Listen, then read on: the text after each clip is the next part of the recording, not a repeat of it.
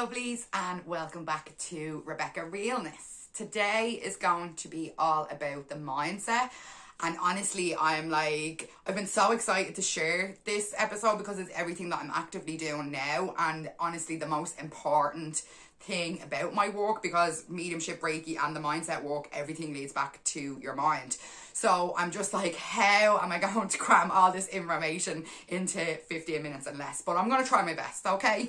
So I thought the easiest way to approach this would be to first of all share my mindset journey and the struggles that I've had with my own mindset, and then share my findings then with you, in the hopes that it will kind of encourage you to kind of explore your own options and your own mindset and find what mindset blocks you have so that we can start to work on them. So as I said, I became a medium when I was 17. So that's what really kind of gave me no choice but to work on my mindset, because obviously I needed to know how to separate my own thoughts and know what spirit was trying to communicate with me, because at the start it was all just thoughts. So it was really difficult, honestly, for me, because previous to that, my mindset was so bad. And I always laugh now because people are like, oh, your mindset's so great. And I just think of this time when I was like so broken and like severely depressed. And I know people be like, oh, you're only a kid when you were 17, but I'm 30 now, and that was the worst state I was ever in. I was harming myself in more ways than one, and I'm just going to leave it at that. I was just so broken, and it all led back to what I was telling myself, because remember, what you tell yourself you believe, whether it's true or not.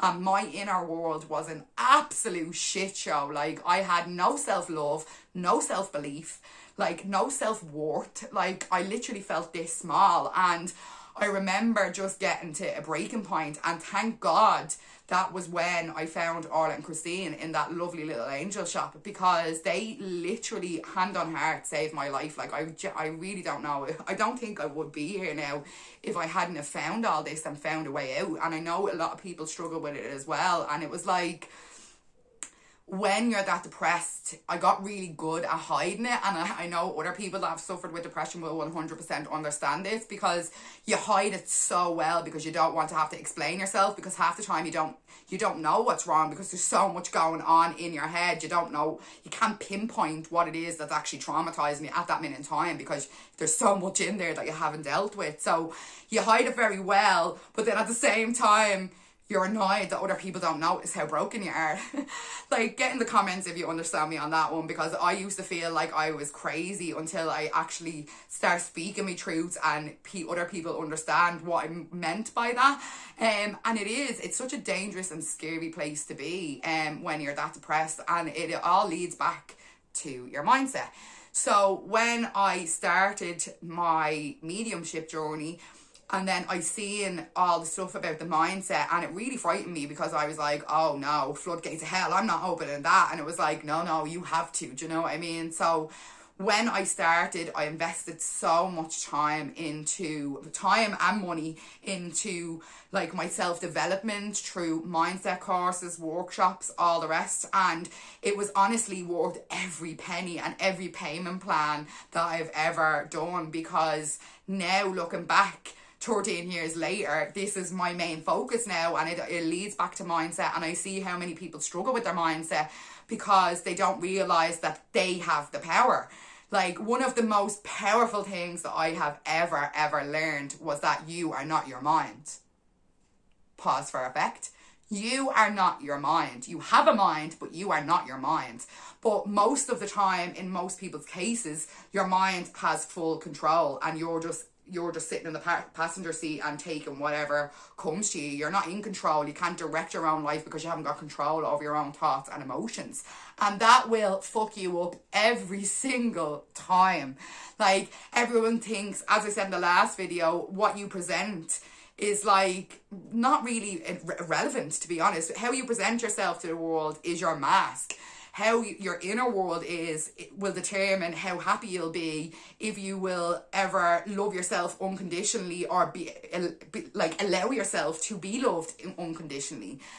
So it goes back and links back to so many areas, nearly all areas of your life. So if you don't learn about your mindset, you won't grow. you won't grow. You will never grow. And I feel like as well, like another thing people might say, like if they're passionate, say for example, somebody wants to write a book and they go to one publisher and the publisher said, no, I don't want it. And they're like, all right, grand. And they just give up on their dream. They've dreamed about this for so long and one person tells them they're not good enough and they believe it. And that's the end of it. They just give up on their dream. Where realistically, if they had just went to the next person might have been able to see their vision and took it on straight away and they would have succeeded. It's the same, the best example I think is the same when you say, God forbid, you had cancer, but you had cancer for 10 years and knew no different. You were able to go about your life and you go to a doctor and they tell you have cancer. The second they tell you you have cancer and you let that in, you see it in people. They start to deteriorate where they've been fine for the whole time because they didn't have it, allow it into their mindset. They just kind of carried on through it and they didn't let it affect them.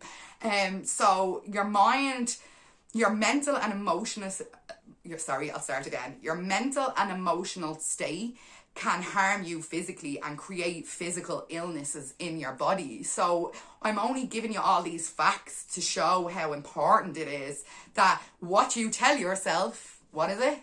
You believe, whether it's true or not.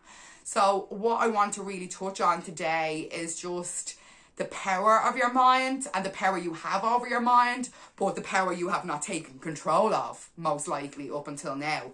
So my findings over the past 13 years, as I said, you are not your mind is one of the most powerful things. Your mind is there to keep you alive. It's to keep you safe. It's survival mode, okay?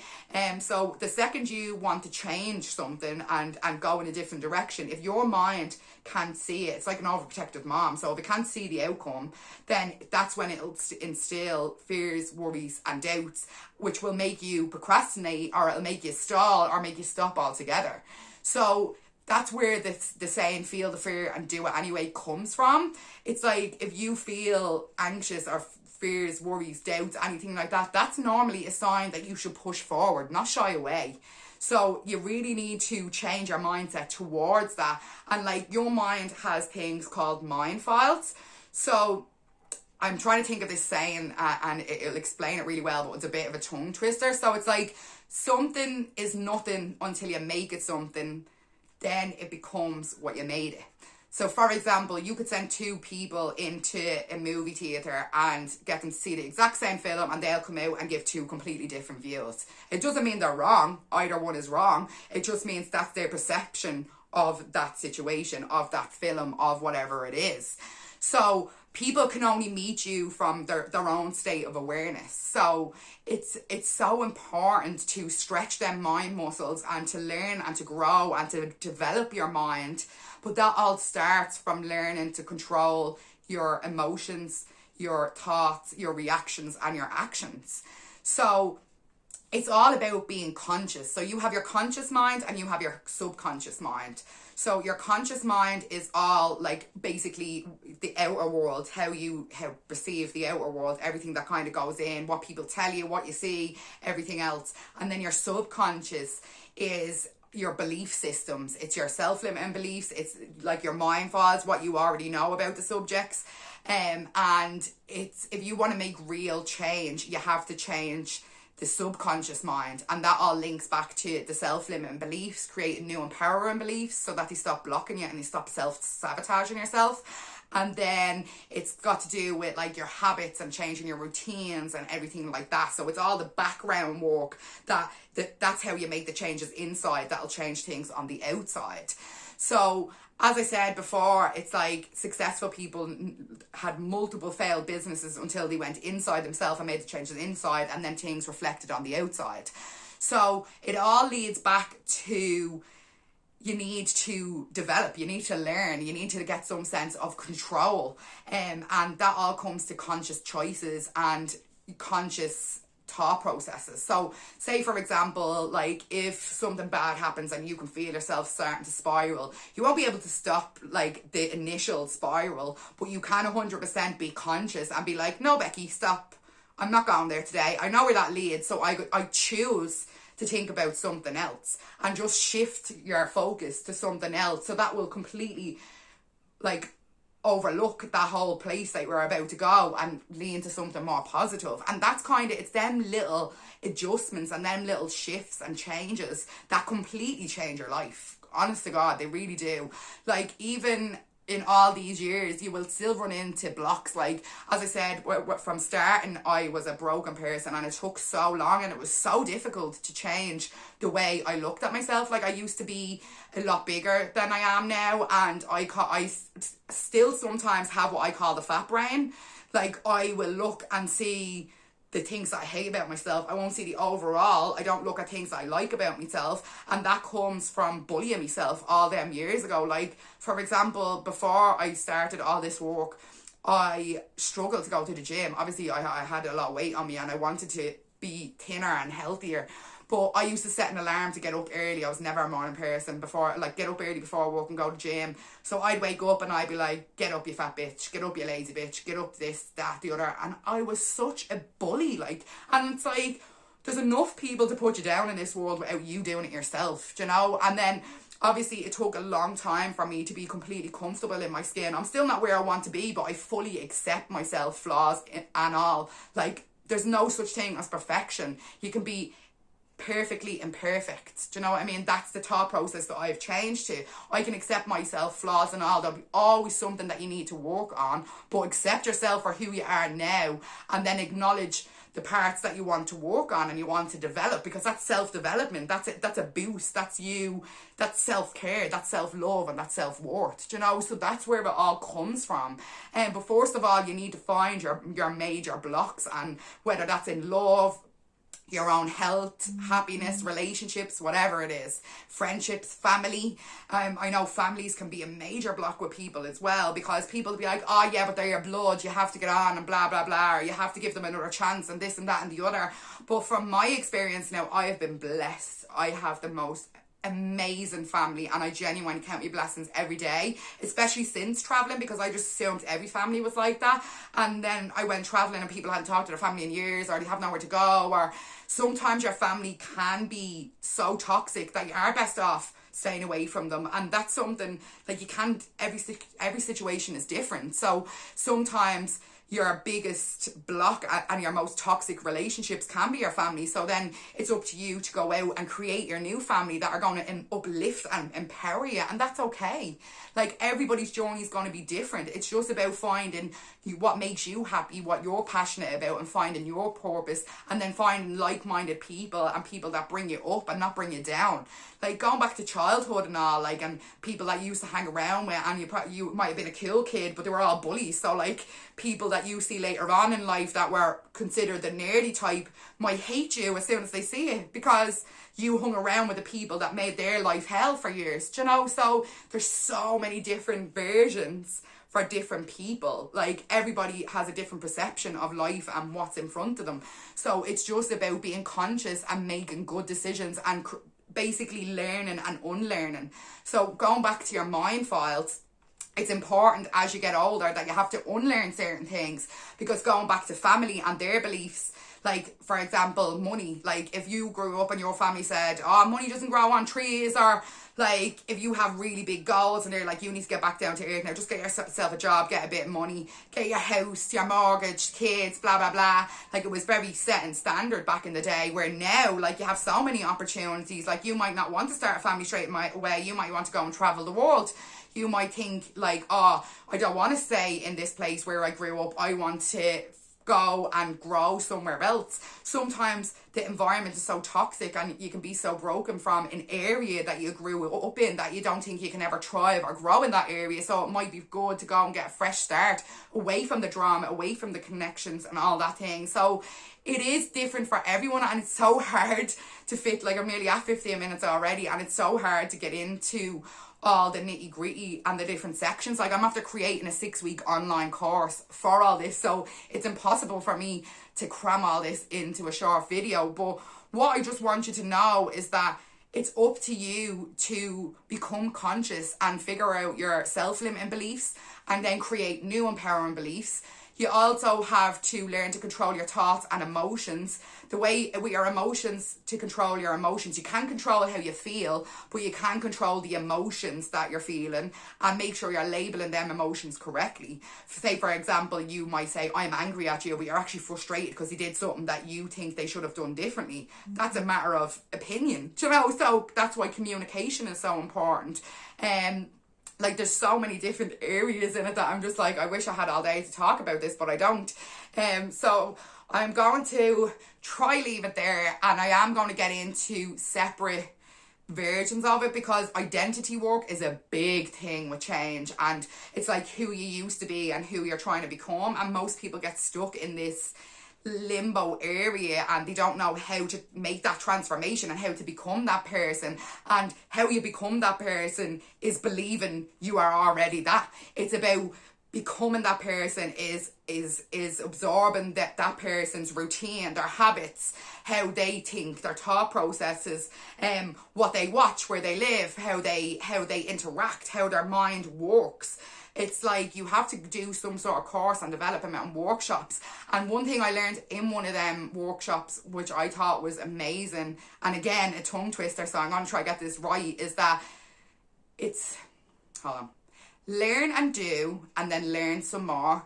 But if you learn and don't do, then what's the point? And one of the most dangerous things that you can say is, I already know that. Because if you learn all this stuff and don't action it, then what's the point? It's like not knowing, you know? So it's like saying I already know that means that your brain stops listening and stops learning. So if you already know that, but you haven't implemented it into your life, then you don't already know. Because another thing, and I'm going to leave it with this one, I promise, but this is the most important. Knowledge is not power. I will repeat, knowledge is not power. Knowledge is potential.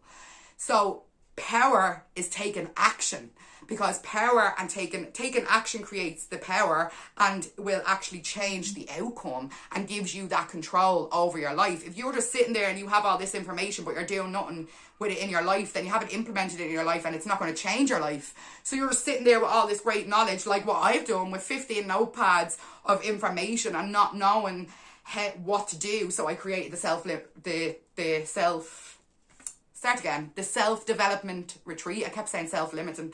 The self-development retreat was one. Now the 6-week online program is another. And now the Rebecca Realness is all the other information that's not in the courses that I want to include in the courses. Well, this mindset is everything. So this is why I'm pushing this 6-week program, because this is the most effective work I've ever done and I've ever learned.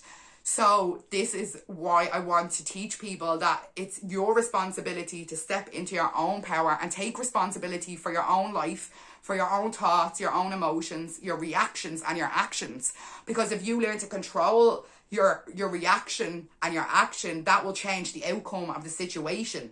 So you might not be able to control other people and other situations, but you can control how you react to the situation, which will then change the outcome to something that you want, not create more drama and adding fuel to the fire. So I'm going to leave it at that. I'm on 18 minutes and I'm like, oh God, there's still so much more. But I hope this was effective. I just tried to cram as much as I could in. But it's just, mindset is everything, and I can't stop saying it because it's so important. So what I want you to do is really keep an eye on these programs that I'm going to be releasing this year. I just think they're so effective. They're going to be like, there's day 1 to 5 and then there's 6 weeks. Okay, so they're going to be like 15-20 minute videos, so they're really small and manageable sizes, and then they have the exercises so that you can completely action it there and then into your life and physically implement it into your life, so that it starts creating that energy exchange, and then it will start bringing opportunities into your life. So if you want to change your life, you have to first change your mindset. So if you want to do that, stick with me. And in the next few videos, I will be all going into identity. The next one has to be identity, because it's so important. If you want to change your life, you have to change your identity. So episode 4 will all be about the identity and how to change your identity. So I hope you all have an amazing day, and I will talk to you all soon. Bye for now.